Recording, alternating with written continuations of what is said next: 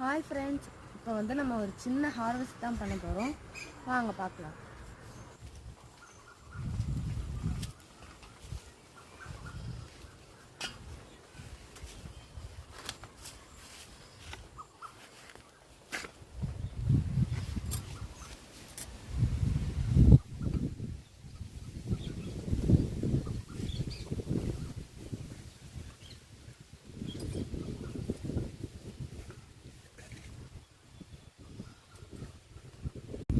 இதையும் பறிச்சுக்கலாம்.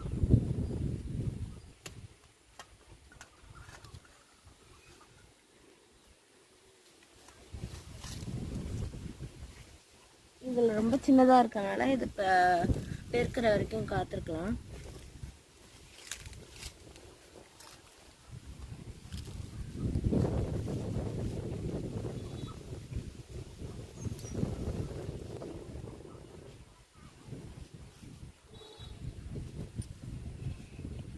இதோ பாருங்கள் ஃப்ரெண்ட்ஸ், இங்கே வந்து துளுக்கஞ்செவந்தி பூ இருக்குது.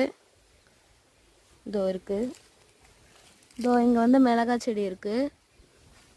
அப்புறம் இது ஃபுல்லாக கத்திரிக்காய் செடியாக இருக்குது. கத்திரிக்காய் செடி, அப்புறம் சில கொடியெல்லாம் இருக்குது.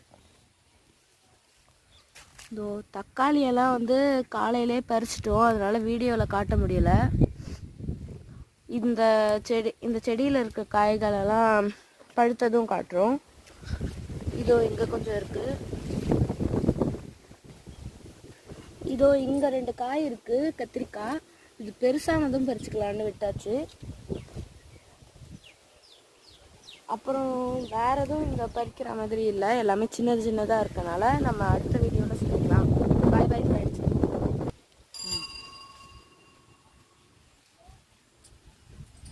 இங்கே பாருங்கள், இங்கே வந்து முள்ளங்கி செடி போட்டிருக்கோம். இதுதான் ஃபஸ்ட் டைமு. இங்கே கொஞ்சம் சின்னதாக தான் இருக்குது, இருந்தாலும் இருக்குது, நிறைய இருக்குது. அப்புறம் நம்ம வீட்டு பாவக்காய் தோட்டத்தை பார்க்கலாம் வாங்க. கத்திரிக்காய் பறிச்சாச்சு, அடுத்தது பாவக்காய் பறிக்கலாம் வாங்க. இது என்னன்னு தெரியுதா? இதுதான் பீக்கங்காய் கொடி. இதில் வந்து ஒரே ஒரு காய் தான் காய்ச்சிருக்கு, ரொம்ப சின்னதாக இருக்குது.